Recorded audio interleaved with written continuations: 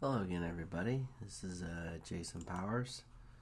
So today we're going to discuss the leak of the SCOTUS, at least preliminary decision. This is being bantered around quite heavily on Twitter and other places, of course, because it was interesting that it came through to Politico. And they have already weighed in on what they think this decision means, or what it's going to mean. So we're actually going to look at the decision that was leaked online. I have a opinion about what they should actually do about this and what likely will actually be done about this. I think those are questions that need to be measured equally. So we'll go from there in just a second.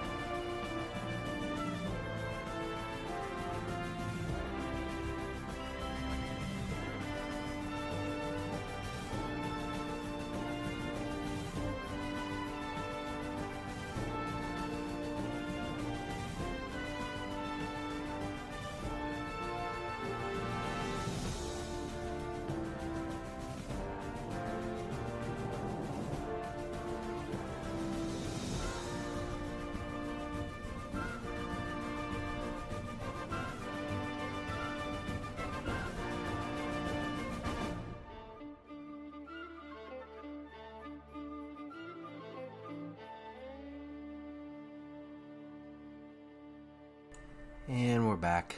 So, looking over this decision, so evidently, and I was taking a siesta or a nap last night. There's my weak Spanish. So I wake up and I find out that this had been leaked, and Politico had been the source of or at least published it online, and I have republished it on my own website, and I have a link in the description to that. So I do qualify this right at the outset. So I'm going to go ahead and just read what I wrote real quick. Hopefully, I think that's the easiest way to start, and then we'll go from there, and we'll go into the decision and some ideas on the other topics of this discussion. So within mere hours, protesters came to the Supreme Court. Such groups are not grassroots. Rather, they are funded and organized, and they were tipped off about all of this. It is an operation, not a spontaneous outcry coming to life. And so there is zero doubt this was done to intimidate and chill the court to reverse this yet-to-be-released decision on Roe. The court, if it has any moral or ethical bindings left, should unanimously release this ruling at 9-0. Those who initially dissented should have the moral integrity to make it clear that such intimidation because of a yet-to-be-released decision will not be tolerated, and state openly that their previous dissent was made for their own reasons, but their decision now is to show their authority to decide what with those they disagreed with vigorously on matters of vital public interest should be supported now to reflect the unimpeachability of all their characters. If the dissent decides against this, or even the majority, they are allowing themselves to be merely at the whims of whatever political blackmail arises. This, they should know, must be stopped. As 9 judges, they tell people many things about cases and the law, but now they would be telling us clearly about themselves. What they do next will forever be a mark on their characters. And that's kind of summarizes how I feel about what they should do about this. Obviously, I think here's the thing. If this had been, say they were going to uphold it, it wouldn't have, chances are it would have never been leaked. When I say uphold Roe. And the other Casey is the other case from like 1992. If they had upheld it, there would have been no need. Nobody would have been. Of course, the left always lies and says that it's always the right. It's always the right. Of course, it's never the right. It's never just the right. Let's just put it that way. Both sides play games, but there's a larger agenda that's always above them. And we should know what that is, but they play people off each other because that way, people are divided. It's easier to destroy a republic by just getting people to turn on each other inside the republic and being untrusting and unwilling to compromise or come to some negotiated agreement on how things are supposed to be. Because there's always a fringe element, and they go on the left and they go on the right too, but I will substantially state that the collectivists are far more dangerous than any of the individualists on the right, if they actually believe in individualism. And we're right. There's always been this dichotomy, almost false dichotomy that exists, but it's merely so that we can get people pitted against each other. But I believe that there are people that are hardcore leftists that they believe in they don't believe in God. They're atheists. They believe in collectivism, which they believe, but they don't believe in any rights of any other individual whatsoever. And they usually think that they should be put in charge to make decisions. So they're also authoritarians, in some flavor, and they always couch their position on. They use the agenda that they care about people. Anytime you tell me you care so much about other people, I know there's usually a flaw in your argument or a fly in your ointment in terms of what's going on inside your head, because most people are very self-interested, and so when you try to tell me that you care so much about somebody, 500 or 1,000 miles away or 5,000 miles away, and you care what they have and care what they do, you should always ask them what's in it for them, because that's usually the first agenda. This is the reason why people who are highly individualistic piss these people off so much, because they don't want to dance to their tune.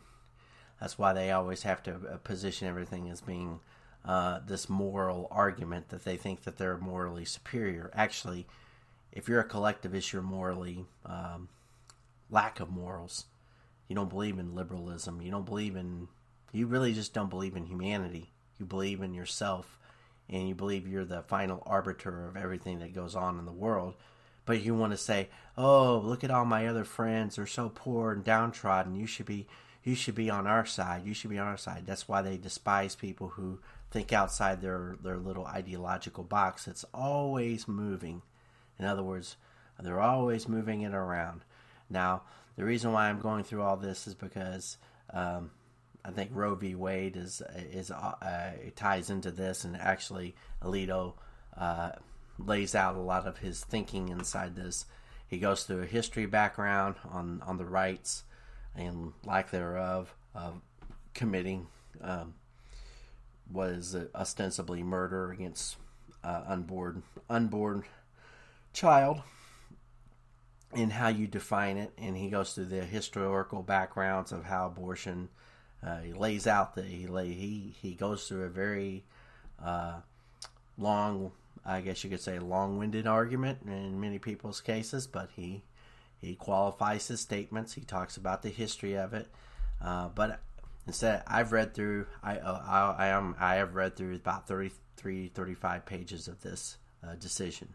So, and it's 98 pages, and since it's unreleased, we don't know what the final qualifications of this decision would be if it was released. But before we get to that, I'm going to read that. Before I read that in a second, the next part of this little situation is the idea that the court will the court's going to do either they're going to stick by their decision that they have here, which will obviously cause massive uprisings, and the people that are already on the street are like I said are just they're being organized by people who have an agenda to destroy this country, and they'll use any issue. And the fact that we have people who are so weak and spineless in our government operation, the only way these people are committing crimes. They will commit crimes. Let's just put it that way. Many of these people will commit crimes, and they justify their criminal behavior based upon their ideology. So let's just get that straight. They'll always pretend that they're doing it for the good of the country, but they're not. They're doing it. They just like to destroy things. That's the reason why they're out there. They can't create anything on their own, so that's the reason why they destroy things. The court, now, if they reverse their decision from this pre-draft, in other words, if someone flips so that they can quote-unquote keep the peace, they only do that, but the only reason why they would do that is because they don't think the people who are quote-unquote listed as on the right, who want the sanctity of life, who, they want... They're not looking for giving people this idea of choice, or as abortion supporters call themselves, that they believe in the sanctity of life. They don't believe that these people will actually stand up and protect life. That's the only reason why the court always does what they do in recent years. Is just because they do not think that the people who typically would disagree with this kind of just the people that would agree with this kind of decision would get upset if they flip-flopped. But we shall see. The reason why it should be 9-0 is if these people want to show that they can't be intimidated, they should stand as a unified body, irrespective of how they vote on this or any other decision. The idea is they should use this decision to make it very abundantly clear that they are not to be intimidated by anybody, and they're not supposed to, and that the people who leaked, or the person who leaked this pre-draft inside their body, who had access to this particular decision in the process, they aren't going to win, and they should go out and say so as a group, as one united group and one united voice. Do I think they'll do that? No. These people are not like that. They're still political animals. Roberts has shown that he smacks of nothing but a hack he's the Chief Justice, and he smacks as somebody who has no ability to actually do what is right when he needs to. I think he's been morally compromised a long time ago, but we'll leave that aside because there's nothing to be discussed that won't just lead us down a rabbit hole of innuendo and accusation. But I don't think he'll have the character to do that, and he certainly doesn't have the character to get these people in the... This is what happens when you start doing ideological appointments and activism judging instead of actually following the rule of law and actually applying logic and reason and historical precedents in an accurate way. So to get to that point now that I've talked about it a little bit, we'll go into this decision. So I'm going to start on page 30 because I think there's a little passage here. There's only like a couple pages I can read through real quickly, and then we'll go from there. So this is from Melito. Instead of seriously pressing the argument that abortion right itself has deep roots, supporters of Roe and Casey contend that the abortion right is an integral part of a broader entrenched right. Roe termed this a right to privacy, 410 U.S. at 154, and Casey described it as freedom to make intimate and personal choices that are central to the personal dignity and autonomy, 505 U.S. at 851. Casey elaborated, at the heart of liberty is the right to define one's own concept of existence, of meaning, of the universe, of the mystery of human life. The court did not claim that that this broadly framed right is absolute, and no such claim would be plausible. While individuals are certainly free to think and to say what they wish about existence, meaning, the universe, and mystery of human life, they are not always free to act accordance to that with those thoughts. A license to act on the basis of such beliefs may correspond to one of the many understandings of liberty, but it's certainly not ordered liberty. Okay, and then let me get on to the next page. Ordered liberty sets limits and defines the boundary between competing interests. Roe and Casey each struck a particular balance between the interests of a woman who wants an abortion and the interests of what they termed potential life. Roe 410 U.S. at 150, Casey 505 U.S. at 852. But the people of various states may evaluate these interests differently. In some states, voters may believe that the abortion right should be more extensive than the right that Roe and Casey recognized. Voters in other states may wish to impose tight restrictions based on their belief that abortion destroys an unborn human being. Mississippi Code noted 4141 194 4B. That's the statute. Our nation's historical understanding of ordered liberty does not prevent the people's elected representatives from deciding how abortion should be regulated, nor does the right to obtain an abortion have a sound basis and precedent. Casey relied on cases involving the right to marry a person of a different race, the right to marry while in prison. I'll read the cases off, sorry. So, the marry a person of a different race, Loving versus Virginia, 1967, the right to marry while in prison, Turner v. Safley, the right to obtain contraceptives, Griswold versus Connecticut, Einstein versus Baird, Carey versus Population Services International, the right to reside with relatives, Moore versus East Cleveland, the right to make decisions about the education of one's children, Pierce versus Society of Sisters, Meyer v. Nebraska, the right not to be sterilized without consent, Skinner v. Oklahoma, and the right to certain circumstances not to undergo involuntary surgery, forced administration of drugs, or other substantially similar procedures, Winston v. Lee, Washington v. Harper, Rochin v. California. Respondents and the Solicitor General also rely on post-Casey decisions like Lawrence v. Texas, right to engage in private consensual sexual acts, and Obergefell versus Hodges, right to marry a person of the same sex. See brief for Respondents 18, brief for United States as amicus curiae 2324. These attempts to justify abortion through appeals to a broader right to autonomy and define one's concept of existence prove too much. Casey 505. Those criteria at a high level of generality could license fundamental rights to illicit drug use, prostitution, and the like. See Compassion in Dying versus Washington. That would be probably tied to Kevorkian, Dr. Kevorkian at the time.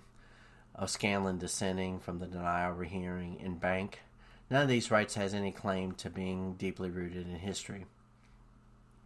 What sharply distinguishes the abortion right from the rights recognized in cases on which Roe and Casey rely is something that both decisions acknowledge.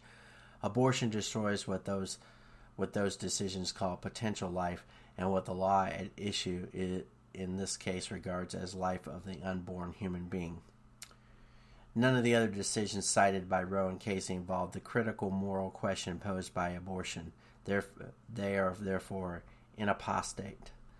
They do not support the right to obtain an abortion, and by the same token, our conclusion that the Constitution does not confer such a right does not undermine them in any way.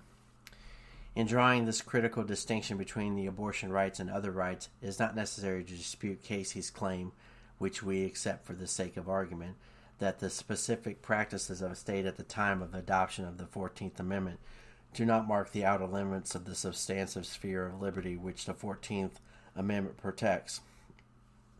Abortion is nothing new. It has been addressed by lawmakers for centuries, and the fundamental moral question that it poses is ageless. Defenders of Roe and Casey do not claim that any new scientific learning calls for a different answer to the underlying moral question, but they do contend that changes in society require the recognition of a constitutional right to obtain an abortion. Without the availability of abortion, they maintain, people will be inhibited from exercising their freedom to choose the type of relationships they desire, and women will be unable to compete with men in workplace and other endeavors. Americans who believe that abortion should be restricted press countervailing arguments about the modern developments. They note that the attitudes about pregnancy of unmarried women have changed drastically. The federal and state laws ban discrimination on the basis of pregnancy. That leave for pregnancy and childbirth are now guaranteed by many laws in many cases. That the cost of medical care associated with pregnancy are covered by insurance or governmental assistance. That states have increasingly adopted safe haven laws which generally allow women to drop off babies anonymously, and that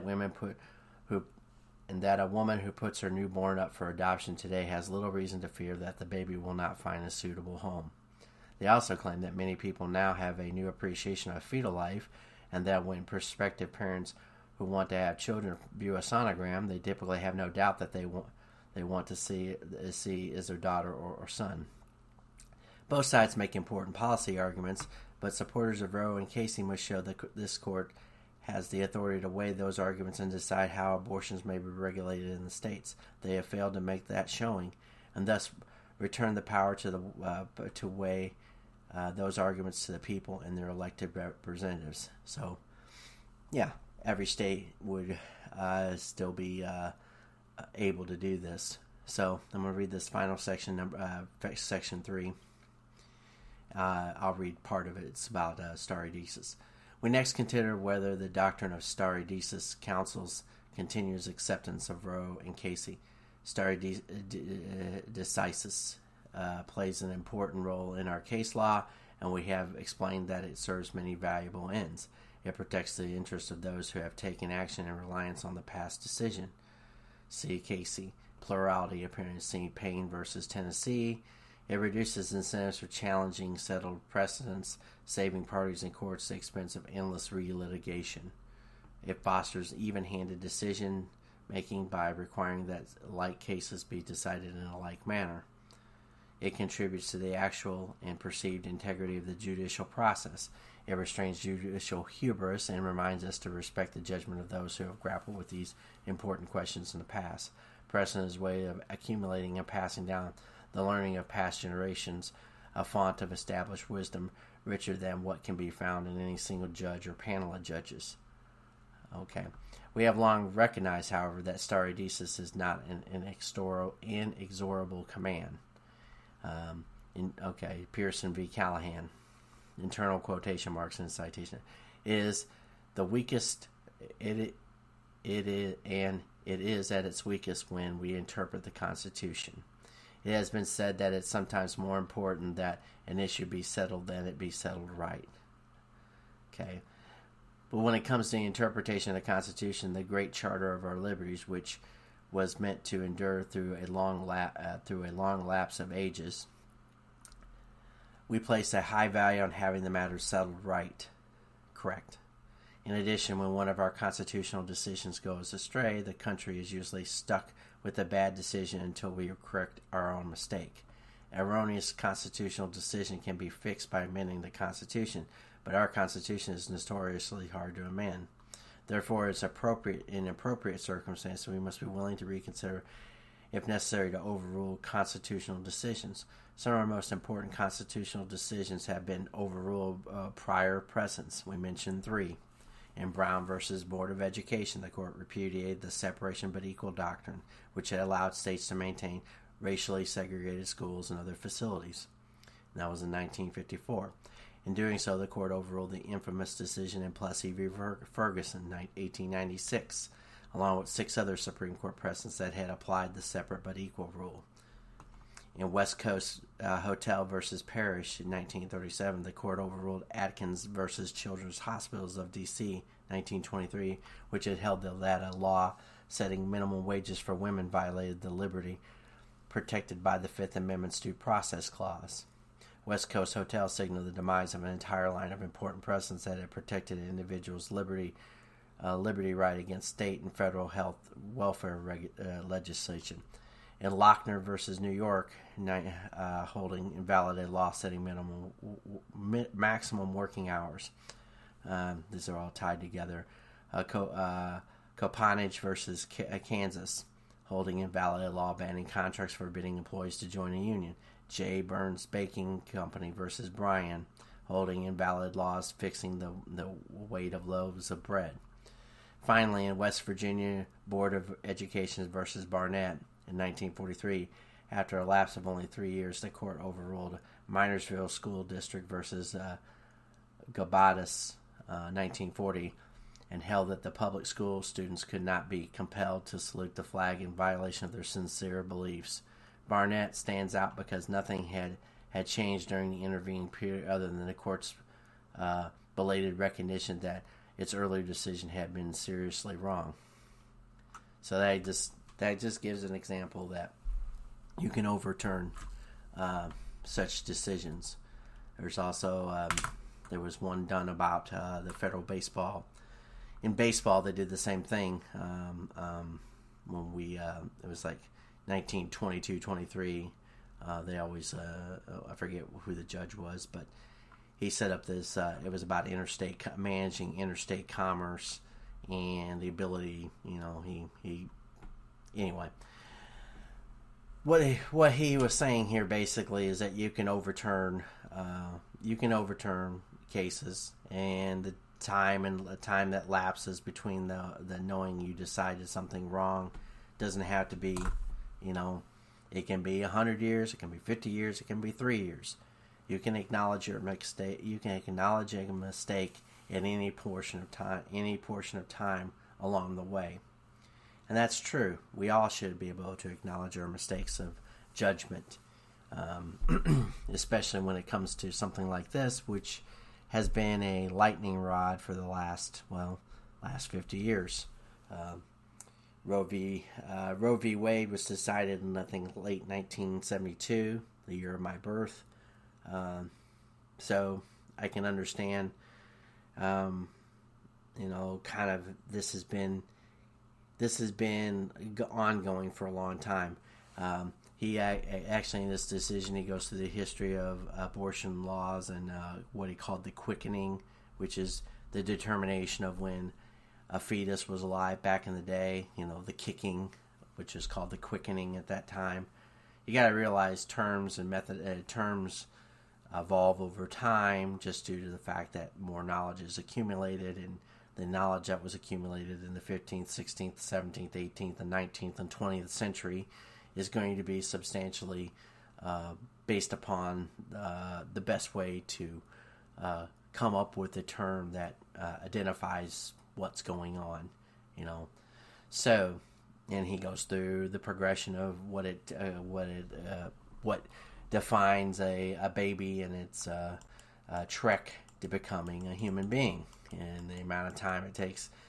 This has been known for quite a long time. He talks about the fact that some have laid the argument that and he makes, actually I want to read this part because it's quite telling of a lot of things that have been going on. So when it comes to you talk about racial discrimination and the usage of abortion for nefarious purposes, he quotes, this is note 41. Other amicus briefs present arguments about the motives of proponents of liberal access to abortion. They note that some such supporters have been motivated by a desire to suppress the size of the African American population. See brief for amicus curiae, African American, Hispanic, Roman Catholic, and Protestant religious and civil rights organizations and leaders supporting petitions 14 through 21. See also Box versus Planned Parenthood of Indiana and Kentucky from 2019. And it's beyond dispute that Roe has had that demographic effect. A highly disproportionate percentage of aborted fetuses are black. Center for Disease Control, Abortion Surveillance. This was from 2019.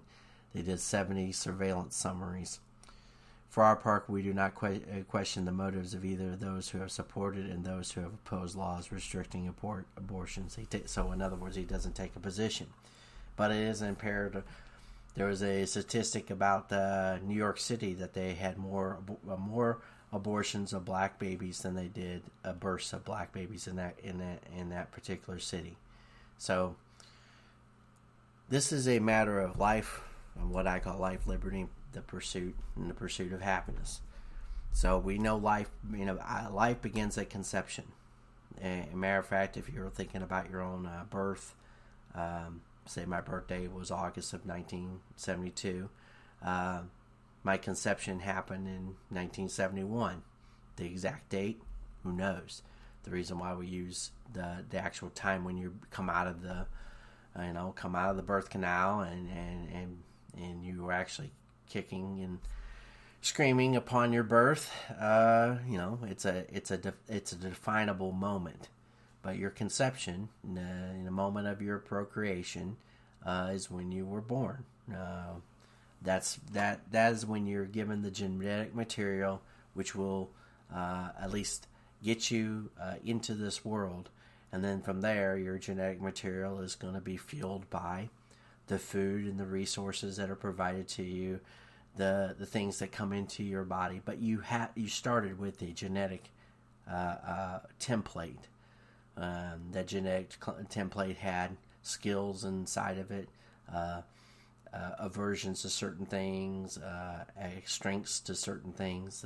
It's the basis of all human life. There's been many people who have set forth that they need to manipulate this. That's becoming more and more a question of what's going on in our world at a higher level beyond. This is what scientists have been trying to make their headway into. Since they're so incapable of actually solving any real problems, they want to take every human being apart and tinker with them and make them into something that they probably shouldn't. They want to tinker with people because they think they understand enough. We only have the genetic, the DNA genome. We only mapped it out, or initially mapped it out, I think in 1998, or at least in the late 1990s. So we're talking about a matter of about 25 years. And now these people want to play God with this. And I say literally, they want to play God. They think from 25 years of their expertise in exploring this field, they think they've amassed enough knowledge to try to genetically modify and manipulate all humanity. And seriously, that's where they're going with this. They've made no bones about it that they can do these things. There's plenty of people in this field that will tell you that. They make presentations, for example, at Purdue University, which is another link I left in the description. You should read it. It's or not only read it, but also there's a link to this YouTube, and you can listen to this a professor who works at MIT and other professors that are glad to take apart a human being and say, we can manipulate IQ, and we can manipulate. If we catch you at the right time, we can make these changes in who you are. So when we talk about life, the idea is that life is created by God, and it's very difficult for certain people out there to know this because they have very little use for God. They think God, and they think that people who believe in God, they think they attribute they have a very dismissive and almost negligent understanding of what these people believe about God. And everybody's personal belief about God is going to be their own unique. It's going to come at from an angle that is personal to them. So this is what my personal belief is about God. God is infinitely complex and infinitely simple. God is infinitely ordered and infinitely chaotic. God is beyond the understanding of man and inaccessible to every man. God is never too busy for us. Man, though, is always too busy playing God. And that's exactly the way I feel about it. I think we have people who are incapable of tinkering with things they don't understand to the highest level. They think they do, and a lot of these people have what I contend are sociopathic and psychopathic tendencies, because they don't really care about anything about themselves, and they put themselves on a plane that makes them think that they can make all these. They're mortal people who want to believe that they can become immortal. They're people that think they should control everything around them. They're highly, highly controlling and manipulative. And these are characteristics that kind of run a smack up against actually their freedom, whether they should be allotted those freedoms, because they are causing chaos and destruction to this country and this world through their obsessive need to garner more and more and more power to themselves, irrespective of anyone else's wishes. This is one, and they use every manipulative tactic available in their arsenal to get that. Once they've achieved a little bit of power, God help us all, because they seem to keep on.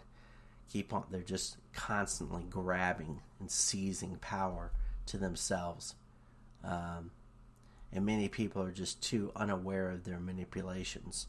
And yes, that's why I think I feel the way I feel about a lot of things. So the next thing, when we talk about life, like I said, the conception, it's precious. It should be protected. In private, the idea of life, it should be based upon all of our values. Our value systems are going to differ in many cases, but I think it's very obvious that we should all value our offspring, our progeny, and we should value our ancestors. We should value our being, and we should do our best to make sure others, especially the ones that we are closely related to, our sons and daughters, or being sons and daughters, we should try to live up to the expectations that we should care for life and hold it sacred. It's very difficult. I realize that. Many of us have made mistakes. Many of us don't come to this at the same angle at the same time. This is just where I'm at right now. There was a time in my past when I was very dismissive of this. I erred. I am wrong. I was wrong. So to admit that, it doesn't make me anything any different, but the ability to admit that you made mistakes in your past should allow you to go forward and try to improve upon them. I know many people have a lack of ability to admit that they're wrong about things, especially people who are hardened political, ideologically people who don't seem to have any moral standard that they won't break. And worse yet is, if the older they get, if they continue to do that, it tells me that they are stuck in a level of thinking that will never change, and it's very dangerous. And though I don't like this guy in particular, I'm gonna write. I mean, when I say in particular, when I say that, I just say he's wishy-washy. But I'll read his tweets, because he is a lawyer. He is a teacher.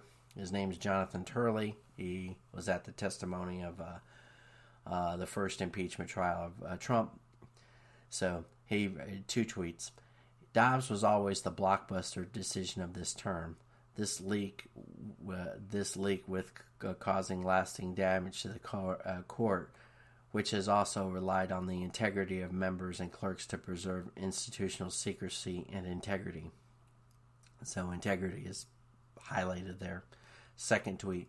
The fact that some are praising this leak shows how utterly craven we've become in our politics.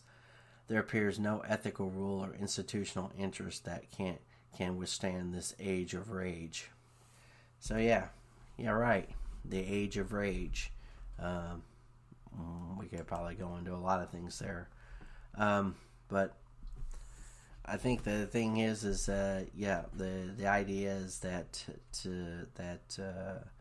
our institutions are being subverted, and they have been subverted by interior and outside forces. This is a coalescence of nefarious actors who are trying to sabotage and take over the United States of America. And we have, frankly, little or no leadership whatsoever in Washington, D.C. We have a despicable human being who happens to be president. And yes, I know there's many people out there who think the last guy was just as despicable. But guess what? I'm having a hard time talking, but it's 5 o'clock in the morning.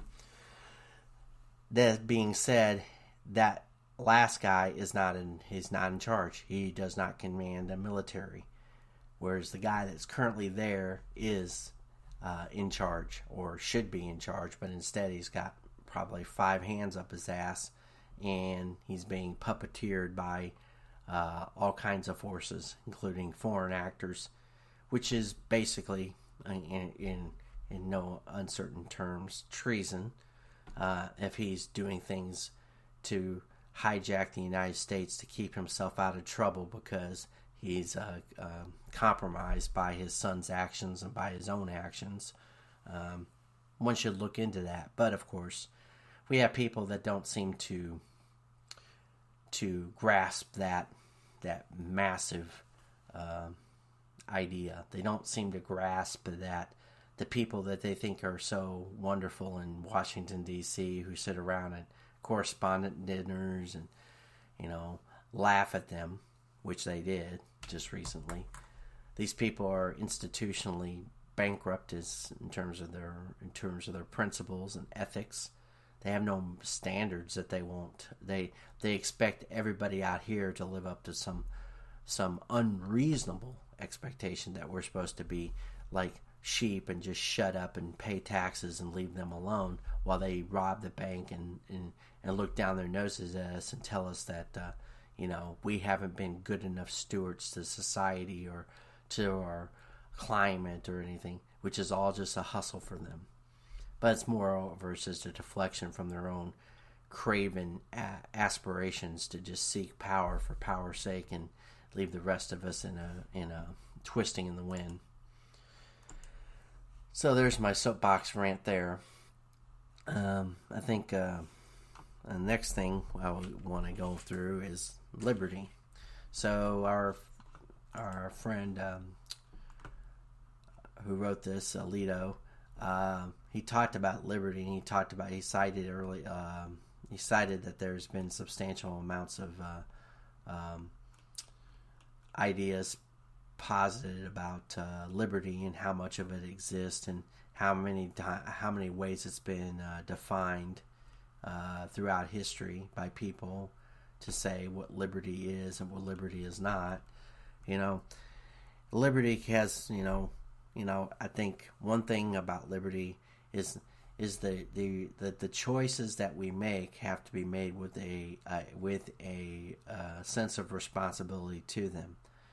See, people seem to think liberty should be just, whatever I feel like doing, as long as it's not, doesn't seem to overtly hurt anybody, that's liberty. I have total freedom to do what I want. Well, your freedom, the freedom to be, bankrupt, or the freedom to do these things that, seem to be more and more being pushed by our Washington, D.C. class is kind of indicative of where we're heading, because they don't care about responsibility. That was one of the tweets I did earlier today when people talk about the student loan debt. That's an example with liberty. People make contracts and make decisions. I've made them. I'm paying the price for my decisions, or I will pay the price for my decisions. I think everybody should be willing to accept that there are going to be times when the chickens are going to come home to roost, and they're going to have to deal with it. Now, in terms of what that means in regards to abortion and women in particular who do have the babies, not the men, which is there's a whole other different issue to be discussed, but that's being pushed lately. So the idea that women are hamstrung by having children, it goes back to how did they come about having a child? You know, the force, and obviously rape is obviously just absolutely a terrible and should be avoided circumstance at all costs. If we can eliminate that from our society, yeah, not only just in the United States but the world at large. So much of this is obviously what you can control within the United States of America. The left loves to overly expand to the boundaries of incredulity on any situation, because if they make it big enough or they focus on the mind, either make it too big, they never size it in relationship to what the situation is. So the idea that there's this massive problem with rape with regards to having children is false. And many women will, of course, if they can, they will do what they can to get out of a situation that they don't want to be in. And, of course, giving them the opportunity to just seize upon the ability to have abortion on demand. And some women are very proud of this. I mean, I've seen the examples of women saying, "Oh, I've had X amount of abortions." It's like they really think that that's, it's almost difficult for me to understand that. Okay, there is ways, contraceptives out there that would allow for the non-procreation. But the fact that people will say, well, I don't want to use that, or that's costly too. It's like, okay, so you're willing to just explore these random sexual encounters. And of course it has to be. They can't tell me that they just keep on going back and getting raped. That's not what's happening. They're just using that as an excuse to just be irresponsible, totally irresponsible. And they want society to pick up the cost for all their irresponsibility. That should tell you something about their mentality. There's a certain section of people that are like this, that do this because they're sociopathic. Once again, they have psychological issues, personality disorders that allow them to just say, I don't care what it costs, I want to cause problems. And people are like, oh, there's not enough of them. Oh, yeah, there's about 1 to 4% of our society that go around and they're sociopathic. So you're talking about, upwards of 3 to 10 million people. Well, half of them, or more than half of them, or I would say women, if we say that they're equal. Some people think that, it's just all men. Nah, I would say there's quite a few women that fall into that category. I think we just recently saw Amber Heard be outed as one of them by a psychologist. So, anyway, what we're going with there is the fact is there are people that just want to be totally irresponsible and will slough that off over and over again, and they're using abortion as a tool to be both a victim and an easy access way for them to disregard their responsibilities in life. And when it comes to they do that because they're basically they say, well, you're interfering with my ability to seek freedom. Okay, well, no, that's not what's going on at all. You want what you want, and irrespective of who you hurt. In particular, when in this case you're hurting life itself. But that's okay, because you think that that's a trade-off you'll easily make all day, because in your case, you don't see things the way other people do. So lastly, we talk about pursuit of happiness, or the pursuits.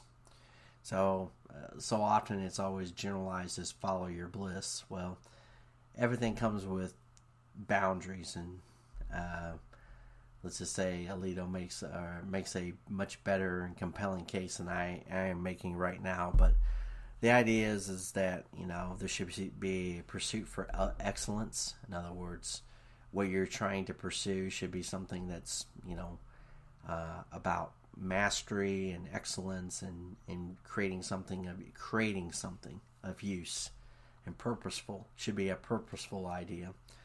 It should be based in ethics. It should be a moral good from it, or certainly when we're talking about the trade-offs here, it should be something that should be should be based in a moral good where people are attracted to it naturally because it not only fulfills a desire to be attached to something that's morally good and ethical and excellent in mastery, but it also should have an attraction that people want to get involved with what you're doing. In other words, as an individual, if you're working on your pursuit of happiness, it should allow other people to be attracted to your happiness because it makes them happy and they want to help or assist in that. And then it's up to you to make the judgment of whether you should be allowing them to come into that situation. And it should come without you being able to. Your pursuit of happiness should not be at the manipulation of others. You should have an ability to achieve that end without with nearly, dare I say, no help. Or if people come along, they come along of their own volition and not your, constantly badgering and manipulating them to achieve that with you, which is what many of these, or emotional blackmail, which is what many of these so-called thought leaders nowadays are using on people, using manipulation on climate change. And it shouldn't be, they always use manipulation of, oh, look at all this, it's going to be doom and gloom, so therefore you should come along with what I have to say because I have lots of money and I'll put you in a position. These activists are being paid off to go out and do these sociopaths bidding, And of course, that's their pursuit of happiness. The sociopath, they're using their tools of exploitation and using money to pull at the heartstrings of gullible people that are willing, who want to be a part of something, but they don't have enough.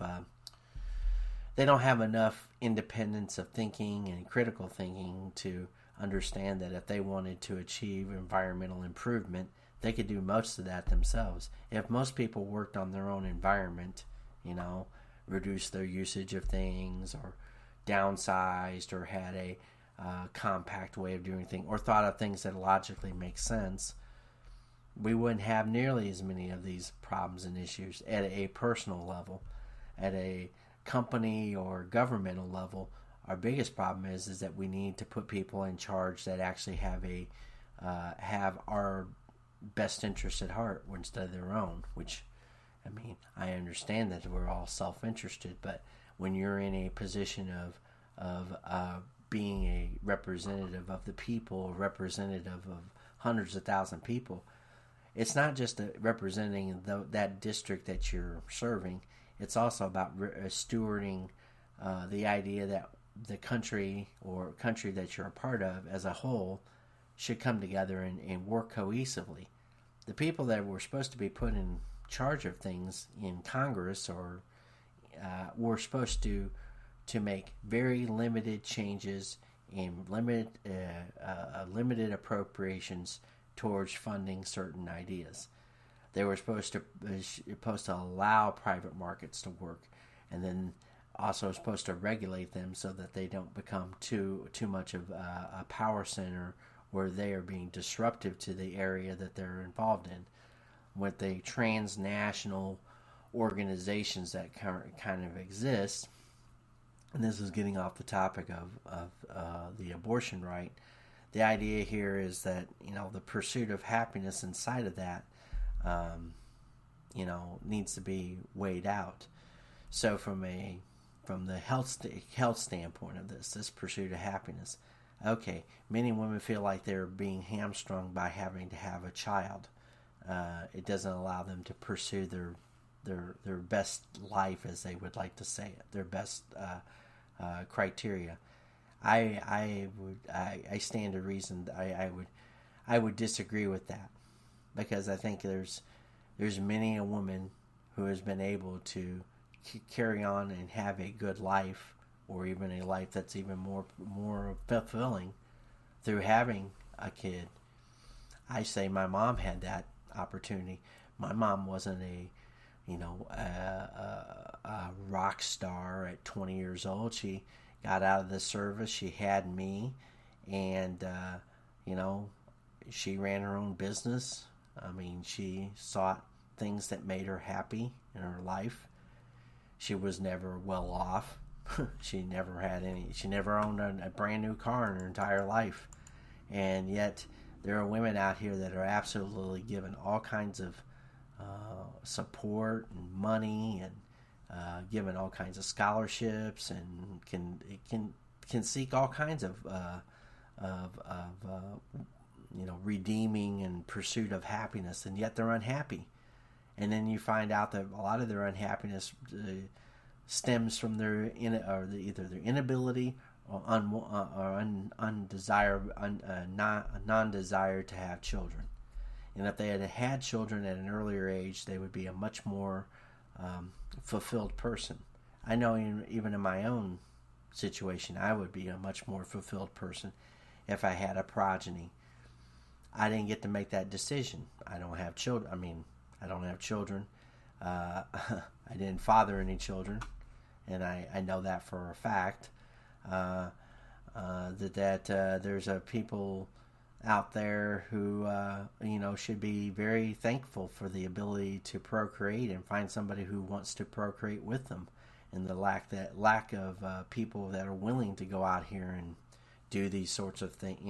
Do these things as life affirming and life prolonging, because your ideas and your thoughts and your ability to raise a child and instill in them good values is priceless. Because humanity exists to build upon itself, but we should be doing it in a way that actually affirms a God, life. It should affirm our freedoms of expression, or the ability to think these things. And like Alito wrote out, he discussed the idea that there's boundaries to everything, and that is correct. There's limitations. I wrote that in my own piece too. We should be thankful for limitations and not being so pissed off when we don't reach those inability. Anyways, I'm going to close out here. I think I've expounded on this enough, and probably took too long to get to what I wanted to say.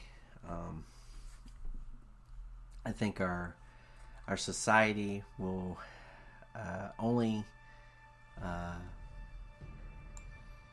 grow prosperous if we finally realize that we are being conned and manipulated by people that have no good end for us, and we need to fix that, and we need to do that immediately. We need to know who the forces are against us, and start trying to work hard to identify and then remove their